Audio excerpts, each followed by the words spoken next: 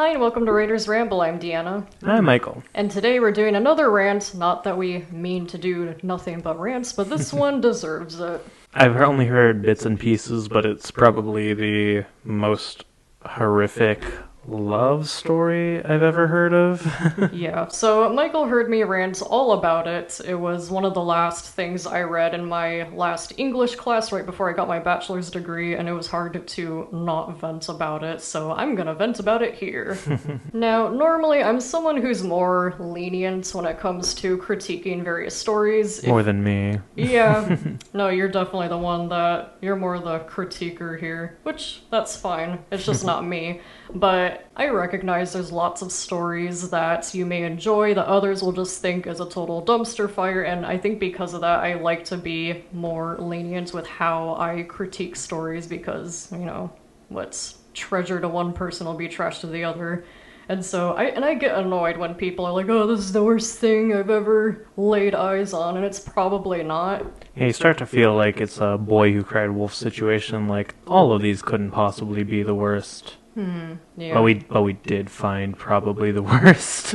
Yeah, no, this takes the cake. And, like, again, I don't really normally judge people if they were to describe maybe a book that I think is horrendous as their favorite story, but this one, I would judge you.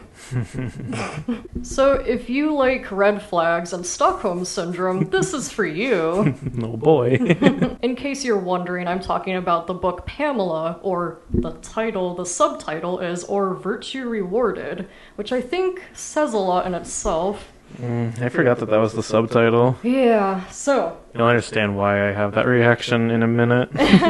Yeah. So Pamela is considered a classic. It was written by Samuel Richardson and published in 1740. And it's kind of interesting because when I was learning about it in my class, like, it definitely had a lot of controversy at the time. And Even at the time? yeah, but Wow. what's weird is that it was still, from what I recall correctly, it was still considered, like, kind of an honorable type thing for women to be reading, because it was considered... Well, let me back up first and explain that reading romances at that time was very low class. It wasn't until more recently that romances were actually considered more of a favorable genre, or a popular genre, rather. So they wrote an anti-romance. So basically it was considered admirable to read, for young women to read specifically, because it was basically teaching them how to become proper housewives. So obviously I'm going to spoil really big parts of the story. I'm going to be basically covering all the things that are most offensive to me, which is most of the story. And I'll also say, like, trigger warning, because it's triggering.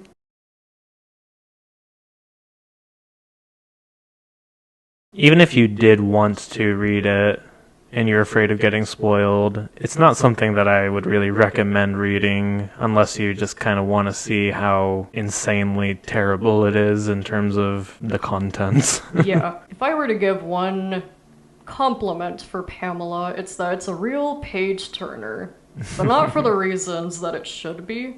It's basically like a train wreck that you can't look away from. Like, I was very invested with what was going on because I was so horrified by what was happening. It might be a good horror book. Oh yeah, no. Because, like, as I was reading, I was like, this is not a romance. This is a thriller. It's not a romance. Yeah, I think the problem is that it's a thriller that the author thought was a romance. All of the wording makes it seem like the author believes that all of the crazy shit is the right thing to do. So our main character is Pamela, a 15-year-old girl that is a lady's maid. And so she's away from home as she's working as a lady's maid. And her lady that she was working for ends up passing away. And so her son ends up stepping forward. And if I recall correctly, I think he was often referred to as the Master, but he's also, the only name we see is Mr. B. So I don't know what his name actually is, but... His name is Master Bader. Unfortunately for Pamela, Mr. B is very interested in her, but he makes it very apparent, like, he proceeds multiple times throughout the entire story, he proceeds to try to rape her, and It's horrifying, and like she barely escapes each time. One scene in particular that I remember, she was running away in fear for obvious reasons, and she barely managed to escape and like into another room and lock the door, but he came so close to actually getting a hold of her that he tore off like a part of her skirt, like in the process, and it was just like terrifying.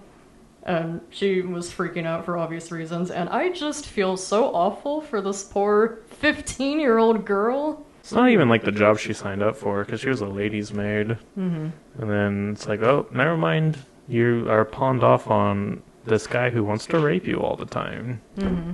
And this story, it's told through a series of letters that she's writing back and forth to her parents, and she explains to them what's going on, and them being normal, concerned parents were very horrified to hear what was happening, and they were begging for her to find any means of getting away and coming home. And they were like a pretty poor family too, so, you know, they're like, we don't care if you come to us with no money, we just want you to be safe. Like, they're good parents. And for whatever reason, she just keeps dragging her feet on actually escaping and like coming home. And it was so frustrating to read. The Stockholm Syndrome's kicking in. And a big reason, at least what's mentioned in the novel, a reason why Pamela doesn't want to, I guess, succumb to Mr. B's advances. You know, she wants to be a virtuous young woman and save herself for marriage, which, you know, that's perfectly fine. And also kind of just the expected thing of that time period. And also, he's terrifying. You know, no one would want to be with him, so I don't blame her at all for not wanting to be with him. But that's like the main reason why they say she keeps rejecting him, is that she wants to save her virtue, basically. So she pleads with Mr. B to let her either go home to her parents, or she even like tossed in the idea of like working for his sister instead.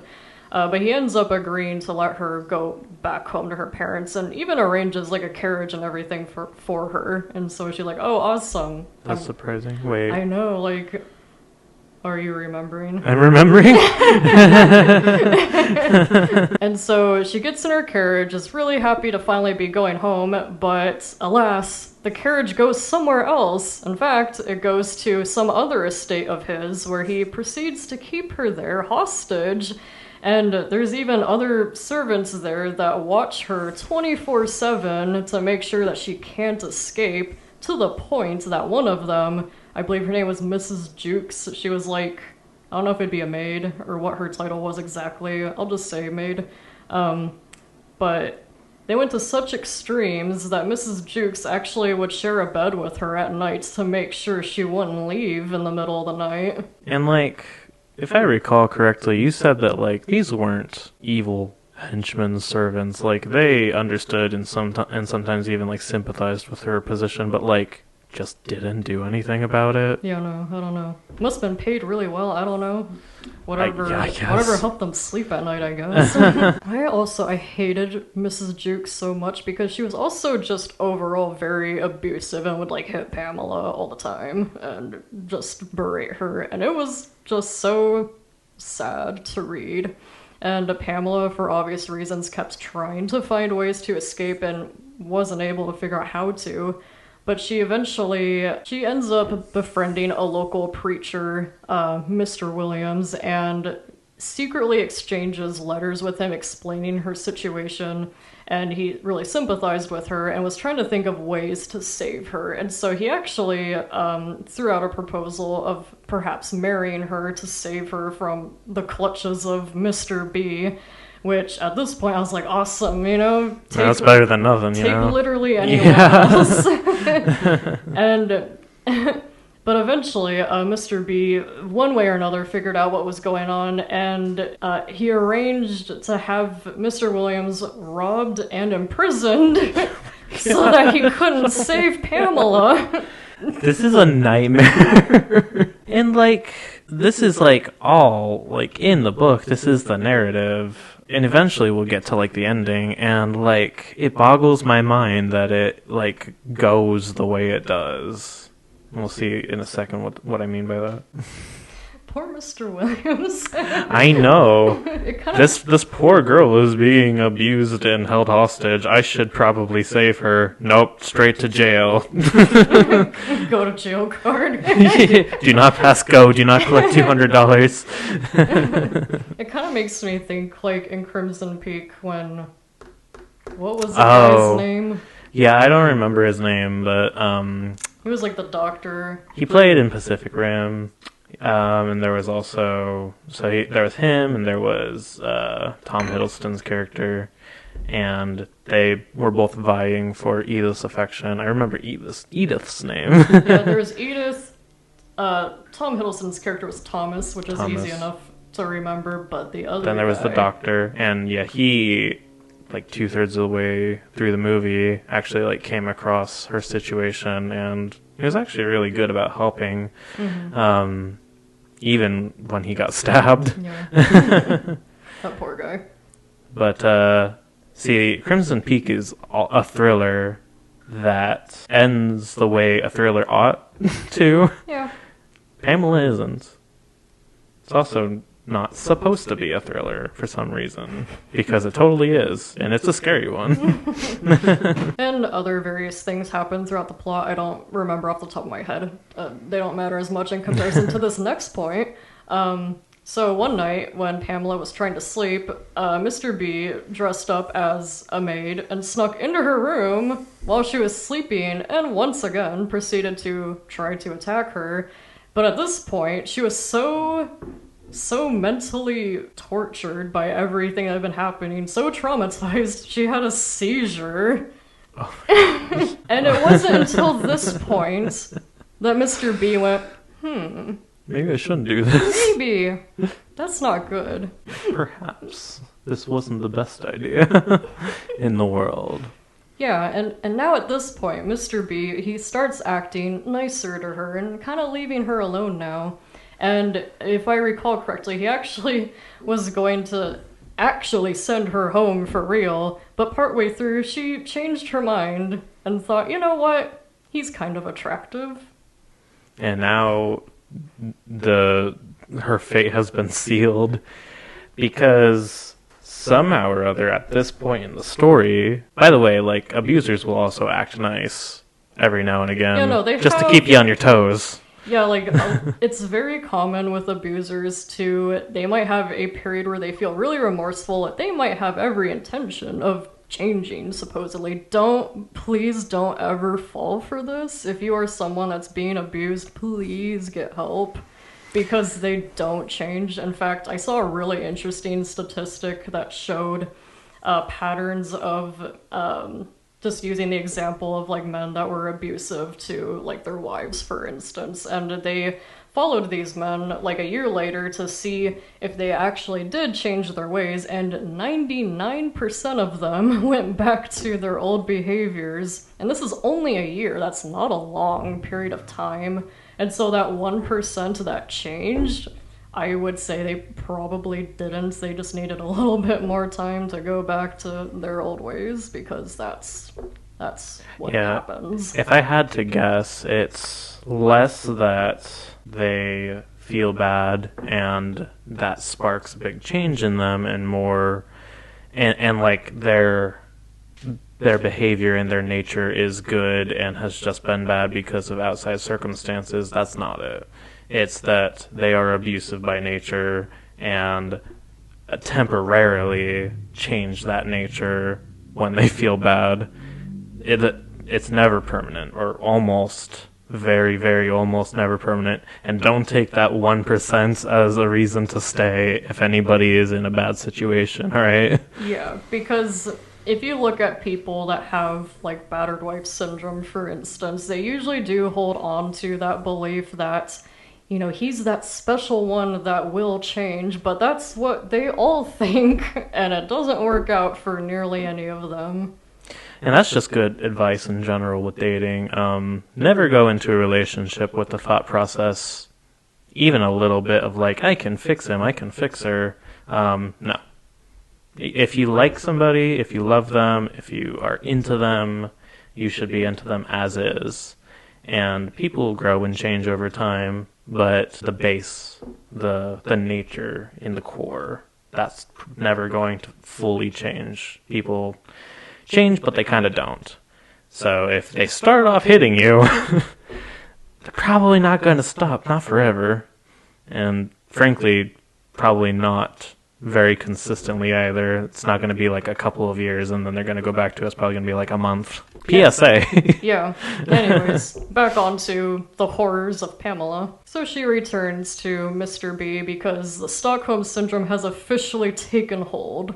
And she accepts a marriage proposal from him. And he immediately goes through a checklist of what she's got to do in order to be his wife. As you would probably expect. You know, typical alpha male energy. I'm like dissociating over here. So they have a little wedding, and if I recall correctly, shortly after, there was a whole instance where I believe like his sister, maybe a few other family members or friends, ended up visiting the house and were just treating Pamela horribly. Like, I think to the point... As she deserves. No. Don't take that out of context.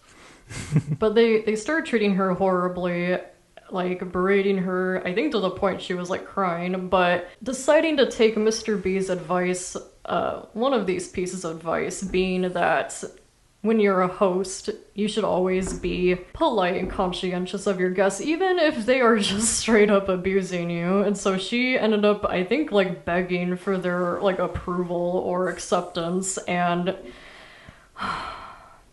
like, Pamela, honey, no, light them on fire, light the whole building on fire, run fuck away, everyone. Start a new life. Why did you accept this in the first place? And eventually, I think they like came around and were like, yeah, you're cool actually, because you let us abuse you and control you.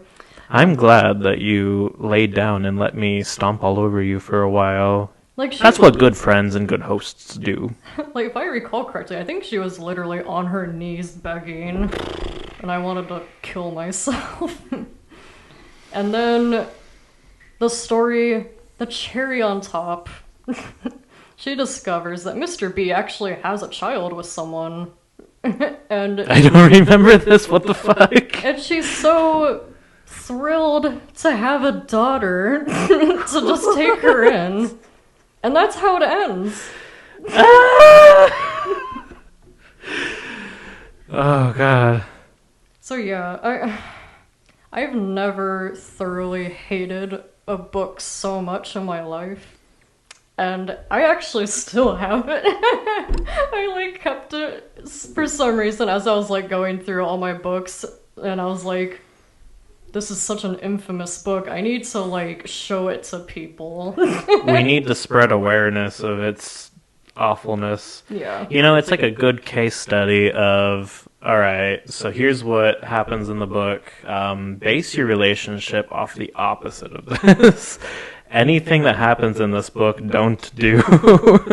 If you enjoyed Pamela, find a therapist ASAP. If you found yourself entertained by Pamela, I don't blame you. This is, like, the craziest shit I've ever seen. Yeah, no, I was definitely entertained for sure. Like I said, it was a real page turner. I needed to know what was going to happen. I kept hoping she would just slit his throat in his sleep.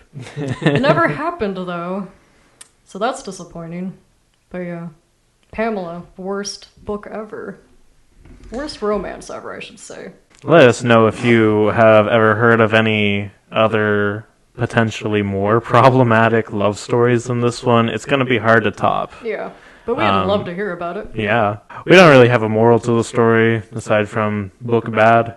And I feel like we don't even really need to discuss why it's bad, analyze it, because frankly speaking, it just kind of speaks for itself. I remember after we finished reading Pamela, we then switched over to Emma by Jane Austen, and Jane Austen was like such a breath of relief to read after Pamela, and I actually haven't read Pride and Prejudice, but I've seen the film, and it's like my favorite, like one of my favorite movies of all time, and I actually was recently gifted the book, and I'm so excited to read it because it's like one of my favorite stories ever. So, and it's, you know, it's gonna look like an absolute masterpiece in comparison to Pamela. But yeah. Well, I mean, anything would, but yeah, you kind of went from like the lowest low to one of the most beloved romances, or at least classical literature romances ever written. Such a breath of fresh air. So, on that note, I've been Michael. And I've been Deanna. And if you find yourself in a situation like that, learn quickly how to make explosives.